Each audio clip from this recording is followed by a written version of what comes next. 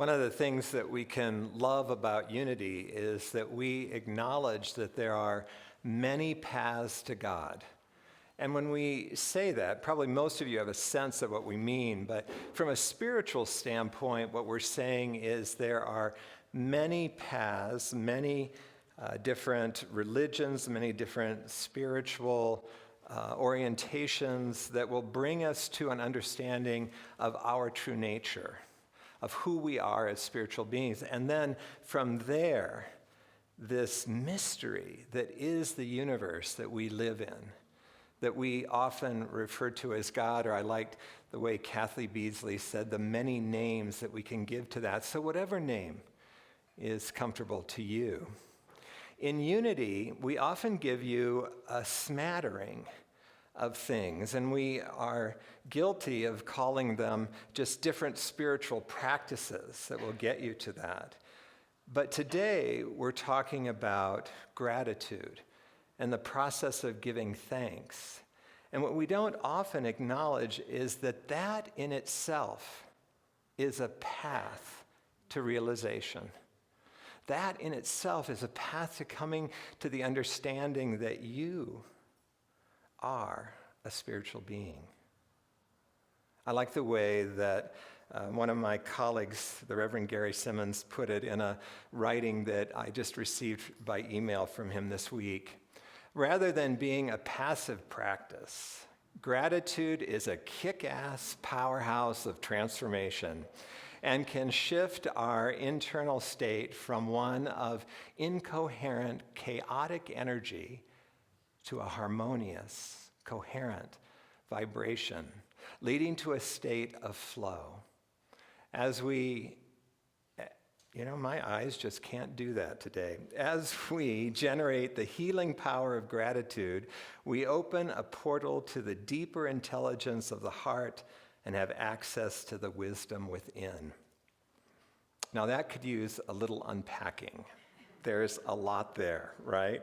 So one of the things that he's pointing out is that gratitude has a way of calming our internal state, that chaotic state. And what is that? It's caused by our belief system and being up against our belief system, or what we generally will call the ego, because it's not necessarily every belief that creates a disconnection from who we are. It's usually these deep-seated beliefs that we take to be absolutely essential for us to survive as human beings.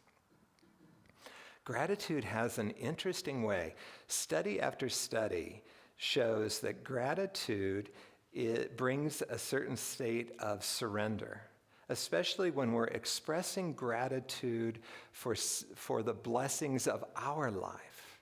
We express a lot of gratitude, right? To our friends, to our loved ones. Well, hopefully we do. If you don't, you might want to start. It helps. But when we take the time to express gratitude for what's happening in our lives, there's a quality of surrender.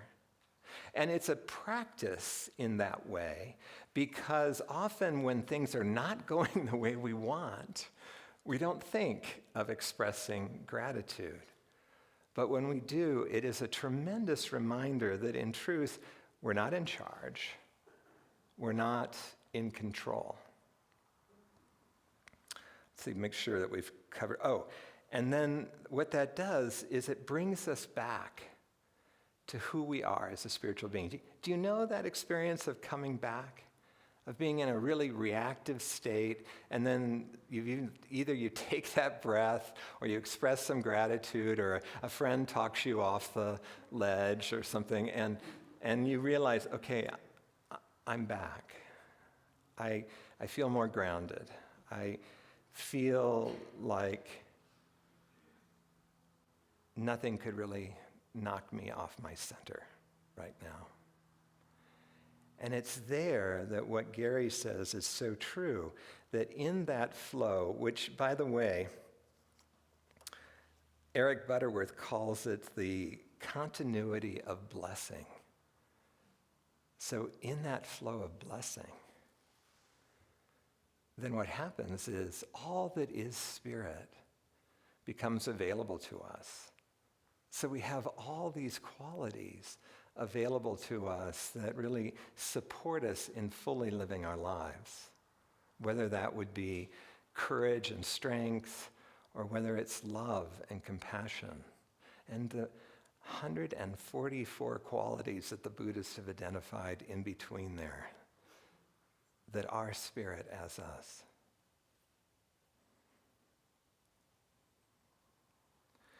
Eric also says in his book,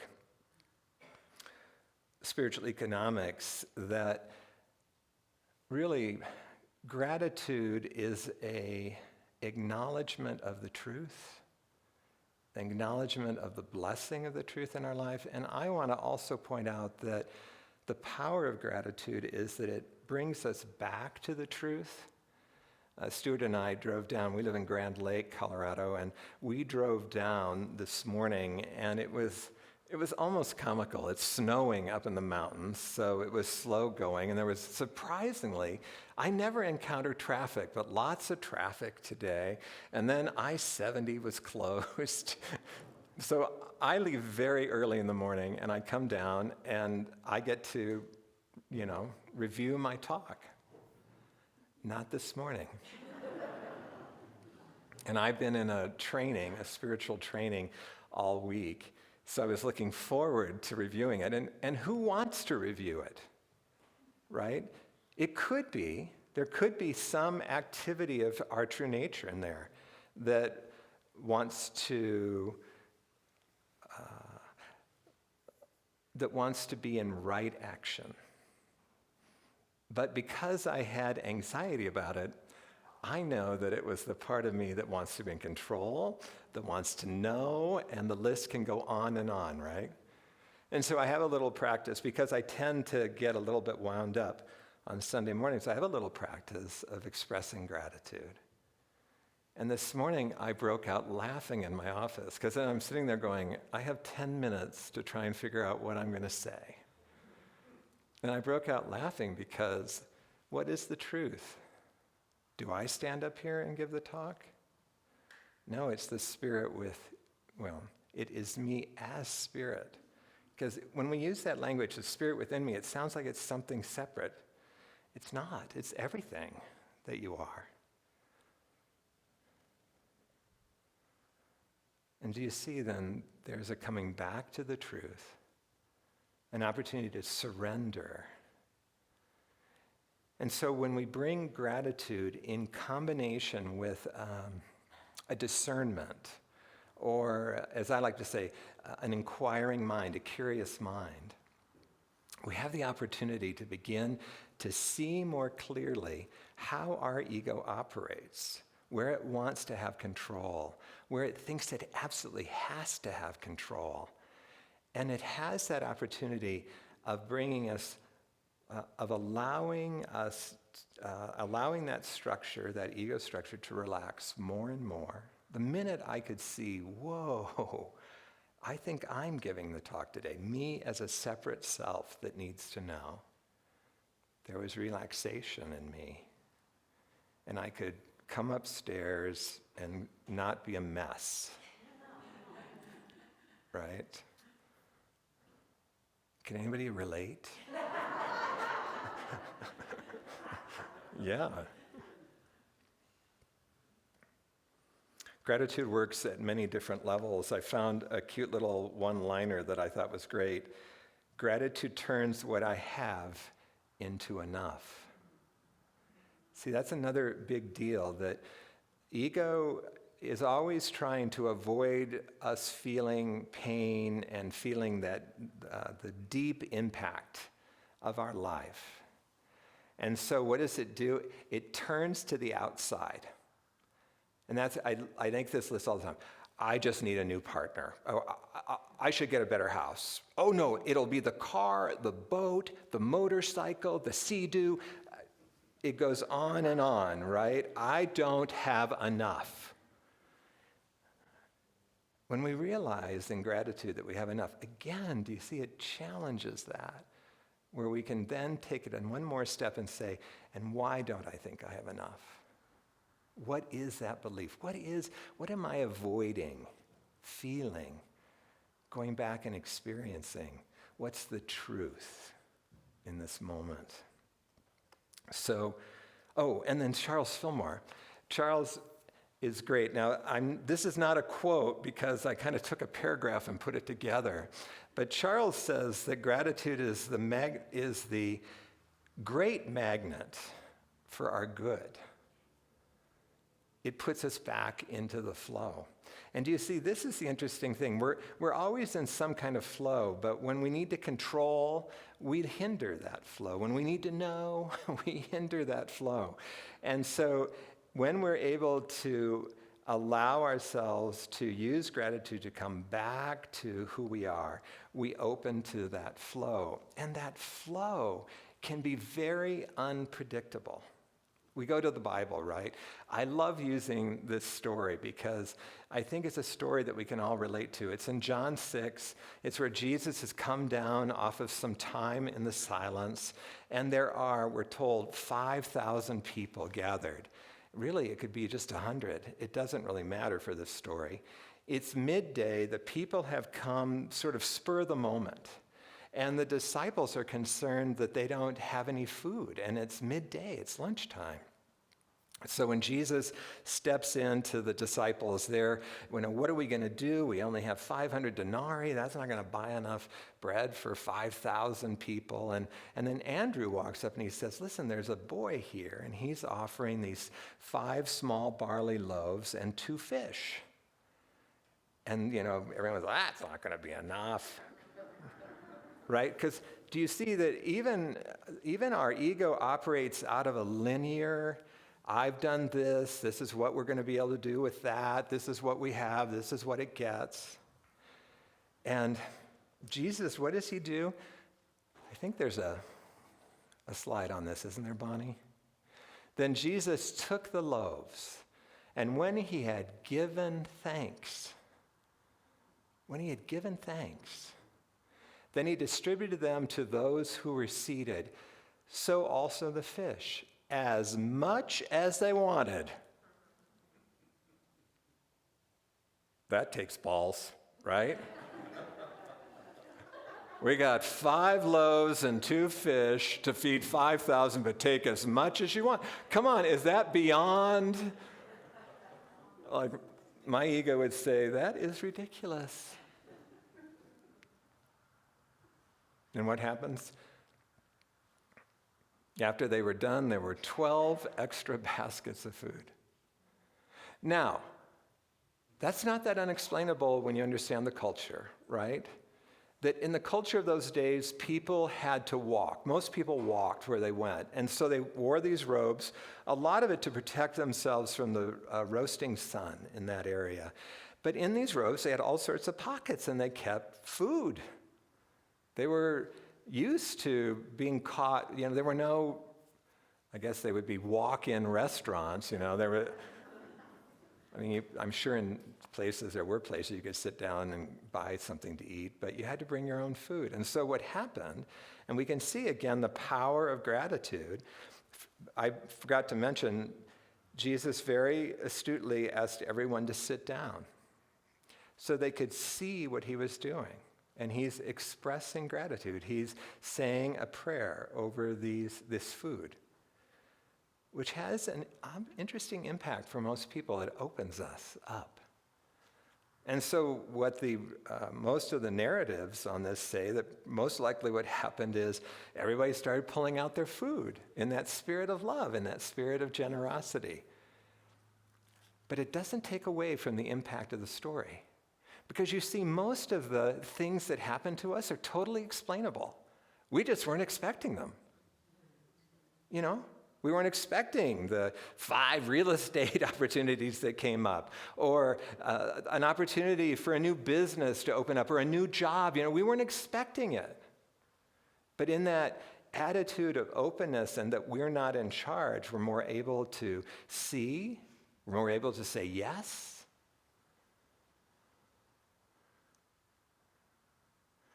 And we begin to see that life is a flow of blessing. Now I'm going to come back and say again, just because you're expressing gratitude for something doesn't mean you need to like it. It's really important, and we have spent now, Sue and I, and mainly Sue, has found books to support a message that we've really wanted to get out to you, that when things happen in your life that don't seem to be good, not to turn your back on them. Because we teach that everything is working for good. And what we've gotten to see in study after study that we've done, book after book that we've worked on, is that when you're challenged by something, it's usually pointing to a limiting belief that you have that is in your way. You're bumping up against it. And in those difficult situations, you're developing your spiritual capacities in your soul, your soul's ability to work with strength, with compassion, with love, to claim your value. All these things need to be honed in us, and it becomes grist for the mill. And so we say thank you, even if we're hating the damn experience. Because again, it's a reminder, and I'm not in charge here. There is an intelligence in the universe that is always working itself through in my life. Because that intelligence wants to experience the potential of itself through me, because I have arms, legs, voice.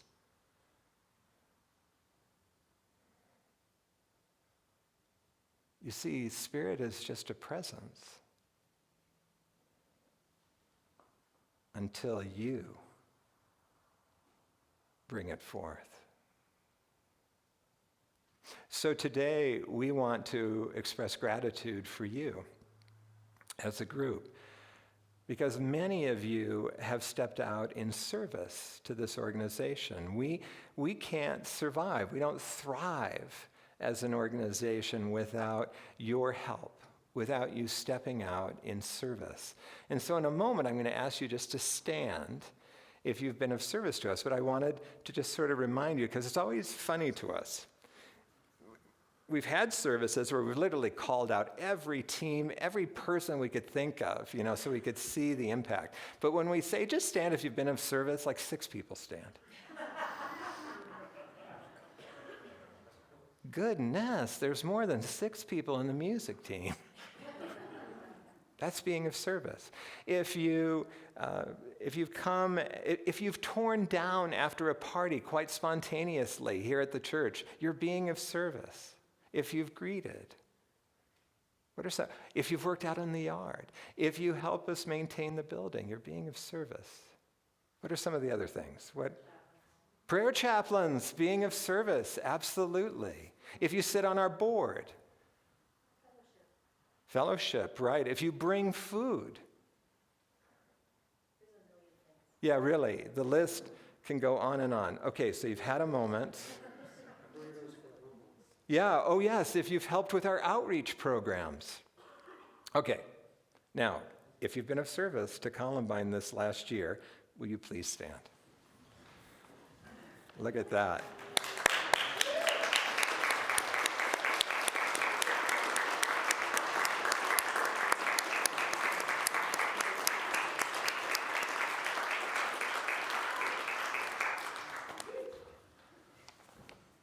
Thank you so much.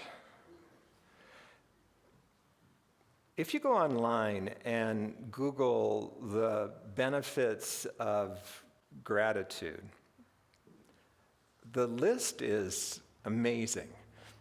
All the way down to it can help you sleep at night. But it helps us with our sense of self-esteem. It develops qualities in us. It develops abilities to connect. It's amazing all the things that they'll list. When you look up service, it is virtually the same list. When we step out in service to others, it is, again, a wonderful reminder that life is so much more than what our ego would have it be. I've done a lot of my continuing spiritual work with a school here in Boulder called the Ridwan School. And they do training weekends, like I just was in a week-long training. And always embedded in them is what they call, what do they call it, Stuart? Where we do work. A work afternoon, but there's a name for it. Betty, what is it? Life practice, that's what it is, life practice, where we get to bring our presence into something that we would do every day, right? So there's a center there. We might wash windows, vacuum the floor, pull weeds, trim bushes. In my first 2 years, it was astounding. And I have to say that I could fall into it too. How many people said, I shouldn't be doing this here. I have this to do at my own house, right? And it takes a while for us to see that that is the activity of the ego. The ego is me first. No, I should be doing this at my own house. And so again, service is a wonderful opportunity for us to get beyond ourselves, to see what are the messages embedded in me, the beliefs that led me to think that my resources and energy are limited. And granted, of course, our energy is limited, but it's surprising when we step out in service to others, how much more aliveness is available to us than when we're just centered on life ourselves. I know for me, I have 4 nieces and nephews. I'm a little worried about them. My siblings don't attend church or spiritual community. I see lots of gaming. I see a lot of closeness. A lot of me. A lot of me. And then we get to experience the exception. Bonnie, could you bring up this picture? I have to look down at my notes to get this young man. This is Abraham. I'm going to see if I can pronounce his last name. Olgabeji, maybe? Olgabeji. Anyway, this young guy, he's 13. In fact, this is taken on his 13th birthday. He's 13 now. Last year, this young man was diagnosed with a disease that was destroying his bone marrow. And in November of last year, he was able to get a bone marrow transplant. Kind of gave him, another chance on life. About the same time, just before the operation, he found out that he qualified for a wish from the Make-A-Wish Foundation. Now, you would think, he's 13. This is the epitome of me time, baby, right? So you would think, even his mother said, well, are you going to get a PlayStation? Very beautifully, very uniquely, this kid said, no, I want to feed the homeless.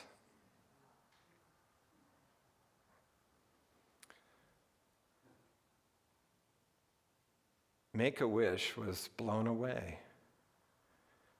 In the 20 years of their existence in Mississippi, this was the first kid that had ever asked to do something for someone else. And when you watch the videos and read the articles, he says, my parents modeled for me how important it was to do for others. Just as Kathy Beasley's prayer said, we need to remember that our prosperity is always there to also benefit others. And so just 2 months ago in September, what Make-A-Wish is doing is one day every month, Abraham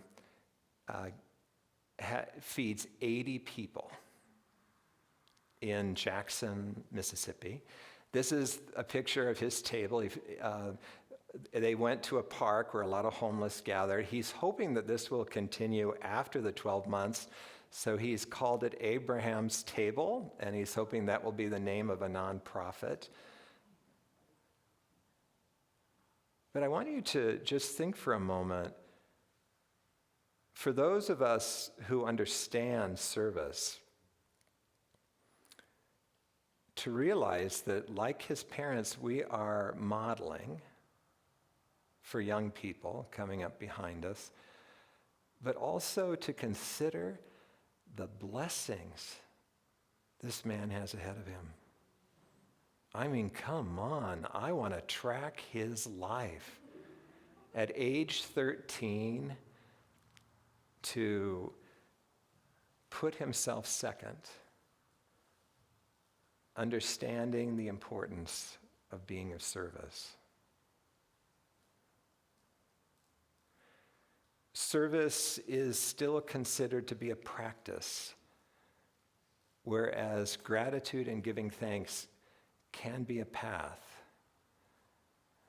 But both of them, as Gary Simmons said, are kick-ass powerhouses of transformation.